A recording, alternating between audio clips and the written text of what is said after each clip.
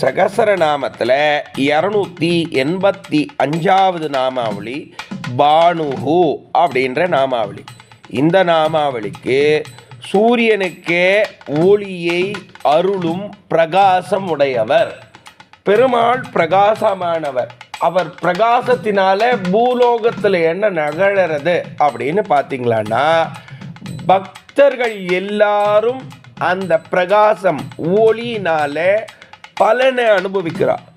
அப்படி பலனை அனுபவிக்கிறவா பெருமாளுடைய ஒளி சூரியன் ஒளியை விட பிரகாசமாக இருந்த போதும் பெருமாளுடைய அனுகிரகத்தினால அந்த சூரிய பிரகாசத்தை விட பலம் பொருந்திய இந்த ஒளியினால எந்த துன்பமும் அடையாம சௌக்கியமா பூலோகத்தில் தன் வாழ்க்கையை நடத்துகிறார். பானு